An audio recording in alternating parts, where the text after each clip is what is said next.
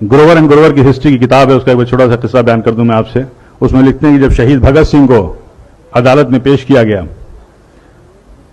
तो उस भरी अदालत में एक अंग्रेज ने उनसे सवाल किया कि 800 साल तक मुगलों ने हुकूमत की, तब तो आपने बम नहीं फेंका, और हमने सिर्फ 150 साल से हुकूमत की और आपने सेंट्रल लेजिस्लेटिव असेंबली में बम फेंक दिया।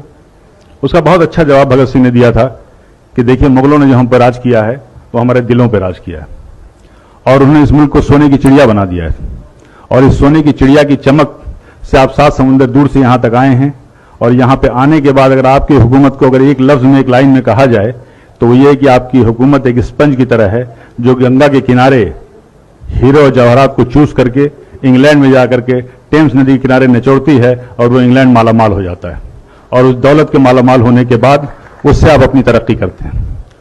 मुगलों ने, पठानों ने यहां नहीं किया, इन्होंने यहां की चीजों को यहीं पे खर्च किया, यहीं पे इमारत बनवाई और यहीं की धूल में अपने आप को मिटा दिया। यह था भगत सिंह का जवाब। की छुपी नहीं है कि मुसलमानों का जो किरदार रहा है, जो कुर्बानियां रही इस मुल्क की तरक्की में, इस मुल्क की आजादी में, वो लासानी रहा है, बेमिसाल रहा है। और अगर देखा जाए तो ये मुल्क जो है, अगर आप तारीख में देखें तो हिंदुस्तान जो हमारा मुल्क है, मुत्तहिद मुल्क नहीं था। बेशुमार राजा रजवाड़े थे, रियासतें थीं, उस पर हुकूमत करते थे उन पर। लेकिन जब मुसलमान यहाँ पे आए हुकूमत के लिए, सबसे पहला जो काम उन्होंने किया था वो ये किया था कि इस मुल्क को एक किया था, वो बंगाल से लेकर अफगानिस्तान तक, और इस मुल्क को मुत्तहिद किया था। ये हमारी खूबियां थी। अगर जंगी निज़ाम की बात करें, जो हम वार स्ट्रेटजी की बात करते हैं, सबसे पहली तो इस मुल्क हिंदुस्तान में ज़हीरुद्दीन बाबर लाए थे। पहला जो रॉकेट था वो शेर मैसूर टीपू सुल्तान ने बनाया था, और ये तारीख में दर्ज है। बल्कि जो विलियम कॉन्ग्रेव था, जो कि एक्सपर्ट था इसका, वो अपनी किताब में लिखता है ये कि उनकी शहादत के बाद 1799 में जब शहीद हुए शेर मैसूर टीपू सुल्तान, तो उसको उन्होंने 1801 में जब्त करके वो इंग्लैंड ले गए, और 1801 से लेकर के 1805 तक उस पर तहकीक करते रहे, रिसर्च करते रहे, समझ नहीं पाए कि इसका सिस्टम क्या है, इसकी डिज़ाइन क्या है। तो उन्होंने एक किताब वहाँ से भेजी थी, और उस किताब का नाम था फतहुल मुजाहिदीन, और वो किताब आज भी पेरिस के म्यूजियम में रखी हुई है। और उस किताब को लिखने वाले टीपू सुल्तान थे, जिसमें डिटेल डिस्क्रिप्शन था कि ये जो रॉकेट है इसको कैसे इस्तेमाल किया जाए। तो ये वो पहली मिसाइल थी, आप गूगल में सर्च कीजिए, वो जो पहली मिसाइल थी मैसूरियन मिसाइल टीपू सुल्तान ने बनाया था। और आज जो आप मिसाइल देख रहे हैं, अग्नि मिसाइल, पृथ्वी मिसाइल, इसके भी बानी एपीजे अब्दुल कलाम है, जिनको आप मिसाइल मैन कहते हैं और जिनको फादर ऑफ मिसाइल कहते हैं। और आप कस्टोडियन जो आप कहते हैं, जो रेवेन्यू का सिस्टम है, ये सब शेर शाह सूरी का दिया हुआ है, and he was one of the best administrator. Police का निजाम किया था, डाक का निजाम किया था, और सबसे पहली सड़क इस मुल्क में बनी थी शेर शाह सूरी ने बनवाई थी। करेंसी सिस्टम में बदलाव लाए थे। रुपए जो जिसको कहते हैं आप यूज, शेर शाह सूरी का वो था। ग्रैंड ट्रंक जो रोड थी कलकत्ता से लेकर के पेशावर तक, ग्रैंड ट्रंक रोड उसी की यादगार है।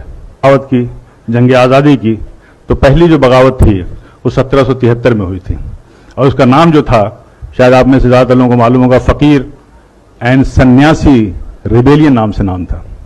यानी बंकिम चंद्र जी ने अपनी आनंद मठ की किताब में साफ साफ लिखा है कि उस जमाने में जो फकीर और सूफी हुआ करते थे, जो साधु और सन्यासी हुआ करते थे, वो एक साथ जाते थे, झुंड का झुंड जाते थे, और अंग्रेजों के गोदाम में वो लूटते थे, और उस कहत के दौरान वो जो अनाज लाते थे वहां से वो हिंदू और मुसलमानों में तकसीम किया करते थे। और ये सिलसिला तकरीबन 50 साल तक चला। इसका पूरा तारीख में डिस्क्रिप्शन है। पहली जो जंग आज़ादी थी वो 1857 की थी। और जिस फतवा वर्ड हम कहते हैं, जंग आज़ादी के सबसे पहला फतवा फजल हक खैराबादी ने दिया था।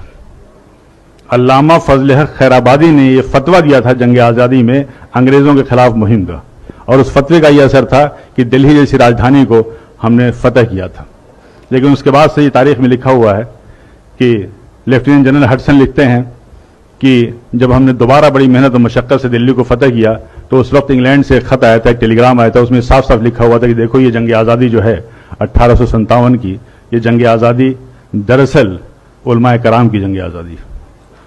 और उन उलमाए कराम के लिए बड़े फख्र से वो लिखता है कि हमने न जाने सैकड़ों उलमाए कराम को बगैर किसी मुकदमा चलाए हुए फांसी दे दिया। और ये कोटेड है, तारीख के फिगर्स में बता रहा हूं कि उस जमाने में जिन 51,200 लोगों को फांसी दी गई थी, उसमें से तकरीबन 27,000 से ज्यादा उलमाए कराम थे जिनको फांसी दी गई थी। वीर सावरकर ने अपनी किताब में जॉन मैकलसन का हवाला देते हुए कहा था कि 1857 की जंग आज़ादी में अगर सबसे ज़्यादा किसी का नुकसान हुआ तो मुगल की जो आखिरी रोशनी थी, आखिरी बादशाह थे बहादुर शाह जफर का हुआ। और उन्होंने उसका जॉन मैकलसन का हवाला देते हुए लिखा है कि एक बार उनको नाश्ते पे जब उनसे इसरार किया गया तो बहादुर शाह जफर ने कहा था कि मुझे ख्वाहिश नहीं है। उसके बाद से वो लिखता है कि हम लोगों ने उनकी आंख में जहरीले ऑइंटमेंट लगाना शुरू कर दिए ताकि उनकी बीनाई चली जाए। और उन्हें इस बात का इल्म था कि इस्लामी कानून में, इस्लामी शरीयत में कोई नाबीना अंधा शख्स कहीं का हुक्मरान नहीं हो सकता। और फिर वो दिन भी आया जब उनसे उनकी मर्जी के खिलाफ नाश्ते में उनके प्लेट पे लाल मखमल से ढके हुए 3 सर लाए गए थे, जिनमें 2 सर उनके बेटों के थे और 1 सर उनके पोते का था। ये थी कुर्बानियां। क्या जुल्म सितम के बाद भी मुसलमानों के लिए कहना पड़ेगा कि जंग आज़ादी में शरीक थे या नहीं? क्या अब भी इस उन्वान की जरूरत है? अब भी इस प्रोग्राम की जरूरत है?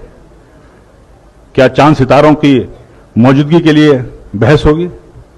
कतई नहीं।